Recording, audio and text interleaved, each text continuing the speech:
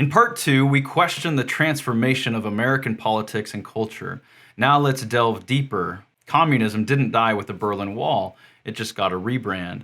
How has this impacted America's political landscape? In this final chapter of our series, we're tying together the intricate strands of history, policy, and ideology that we've explored so far. The focus sharpens as we look at the educational system, the rewriting of history, and the deep-seated political maneuvers that has steered the Democratic Party towards Marxist principles. This journey is about connecting the dots to see the bigger picture of America's political and cultural transformation. Buckle up. If you'll remember, FBI agent Cleon Skousen testified in front of Congress the 45 goals of communism, which he turned into a book titled The Naked Communist in 1958. Though the first handful of goals were addressing the threat of nukes in the Cold War, we can see a host of these goals being carried out through the Democratic Party platform in our time, 65 years later. Goal number 17, get control of the schools, use them as transmission belts for socialism and current communist propaganda. Soften the curriculum, get control of teachers' associations, put the party line in textbooks. In 1928, John Dewey visited the Soviet Union to study Marx's way of education.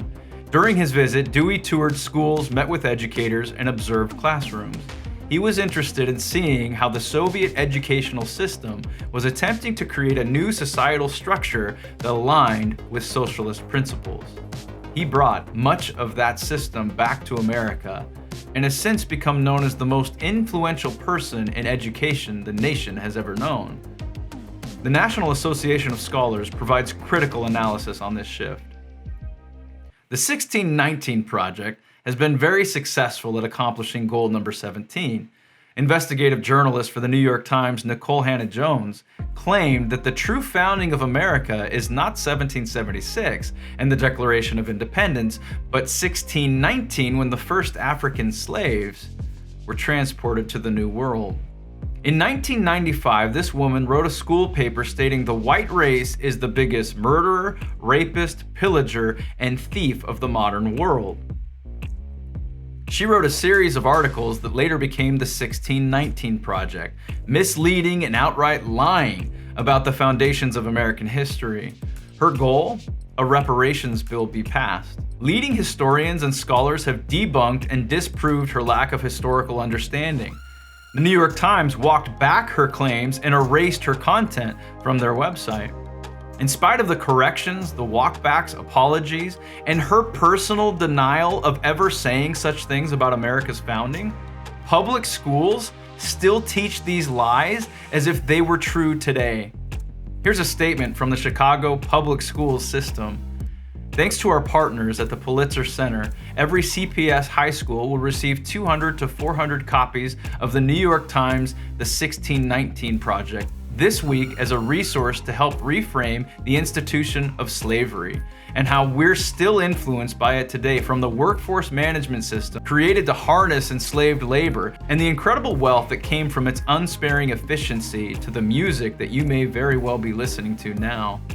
As of the making of this video, this is still posted on their Chicago Public Schools education website. How did a journalist end up becoming a pedagogical instructor in virtually every public school system in the United States? The Pulitzer Center. This leftist nonprofit paid teachers $5,000 each to create lesson plans based on the 1619 Project articles.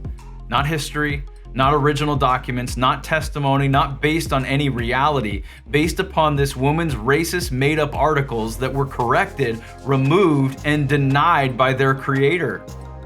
The Pulitzer Center, not to be confused with the Pulitzer Journalism Reward, creates, distributes, and ships copies of free lesson plans to teachers and their school districts, and it's all based on a lie. No other organization could be credited more for teaching our nation's children that they are victims than the SPLC. They have no background in education and have a reputation for calling anyone who disagrees with them racist.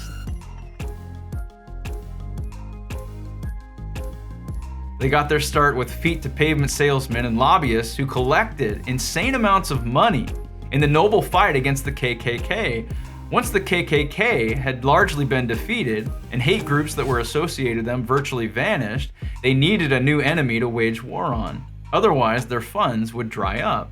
In 2010, they got their fingers on Obama's Common Core initiative and have since been the main packaging and marketing arm for Obama's Marxist education program.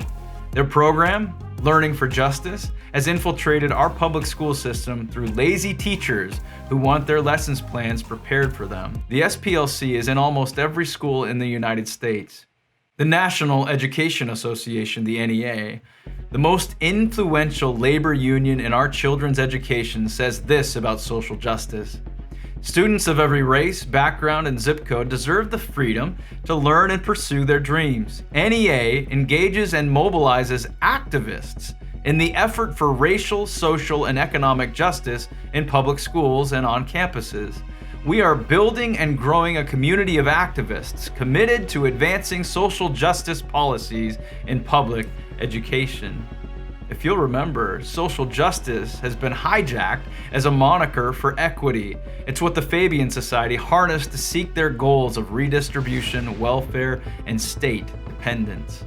The NEA is a leftist organization whose website once recommended Saul Alinsky's theories and materials, including his book Rules for Radicals, instructing students that radicals are good and their task is to fight conservatives. In 2015, the NEA endorsed presidential candidate Hillary Clinton, and in 2020, the NEA put out a hit piece on then Trump-nominated Secretary of Education Betsy DeVos. In 2021, the NEA voted to approve a resolution to join with the Zinn Education Project and to oppose attempts to ban CRT or the 1619 Project, both of which are built upon lies. Zinn's works, chief among them.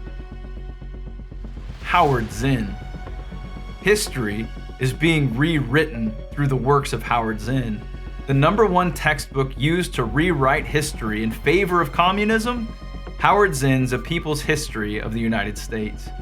In this book, Zinn spins lies such as Columbus being a genocidal maniac, that colonizing the Americas was evil, we live on stolen land, America was founded in 1619 when the first slaves stepped foot on our soil.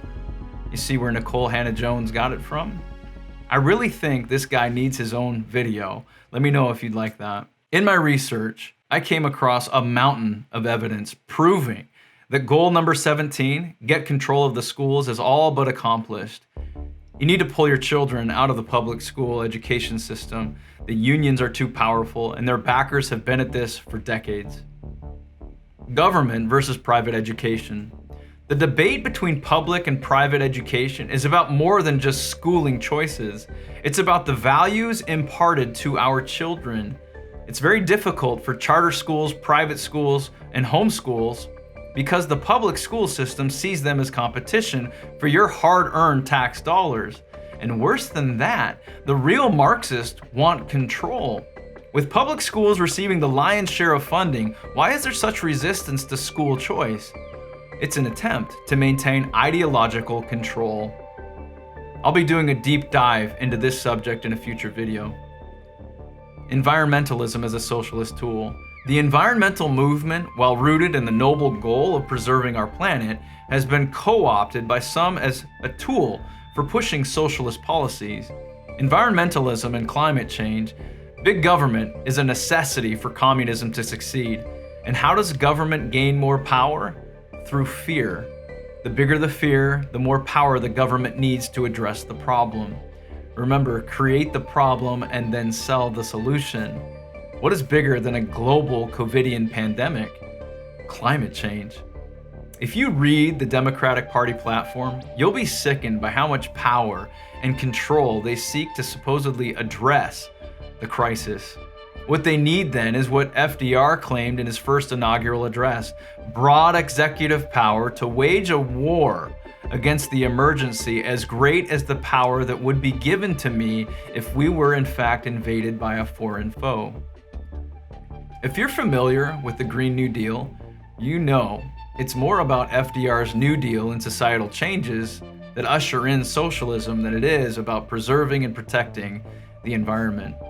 Political scientist Charles Rubin's insights into environmentalism as a catch-all and everything-ism, shed light on how broad this movement has become. It's not just about conservation, it's about control. Check out his book, The Green Crusade.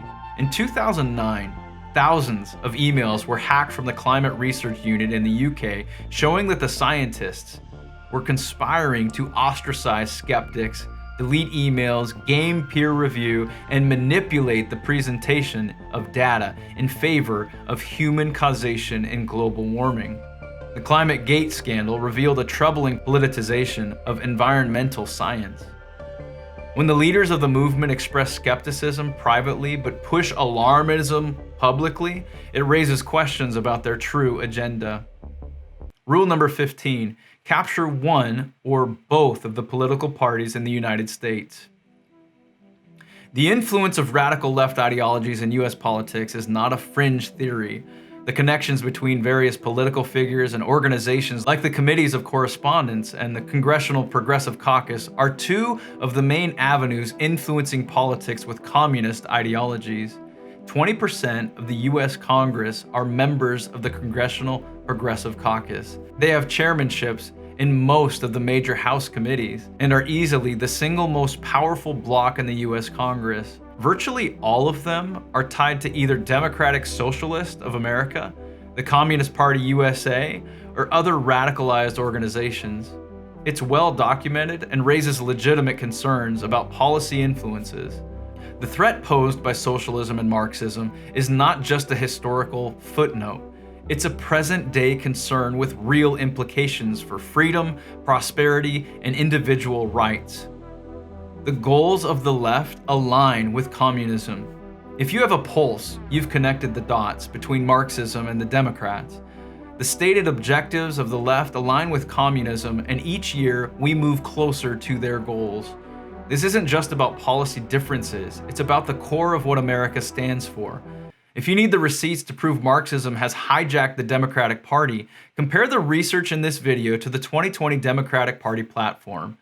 Wherever you see diversity, equity, inclusion, sustainability, climate science, race, gender, sexual orientation, gender identity, disparities, racism, reproductive health, collective social and economic contract, discrimination, the class separation by color of skin, do a word search on the term white, and you won't find one positive connotation. You imperialistic, white supremacist, heterosexual, capitalistic patriarch. Reparations, systemic injustices, wherever you see these terms being used in the 2020 Democratic Party platform, they are fomenting the very things they say they are against by creating a deeper class and race divide in our nation. Minorities are waking up to the way in which Democrats have been scaring, dividing, and eliciting responses not to serve the betterment of the populace, but their own agendas to Marxify our nation. The importance of Christian values and the concept of freedom are intertwined in American history. A departure from these values isn't just a cultural shift, it's a historical pivot, and one we cannot survive. To combat the socialist agenda, we must engage in prayer, education, media influence, economic choices, political engagement, and family influence. It's not enough to be aware, we must be active. The urgency of the situation cannot be overstated. America is at a tipping point, and the actions we take now will resonate for generations to come. You only get to vote for socialism once. After that, it's the gulags for dissenters. As we close, remember that the fight for America's soul is not over. It's a battle that requires each of us to be informed, engaged, and resolute. The future of our nation and the free world depends on it. If America falls, the world goes with it, for there is no place left for freedom to reign.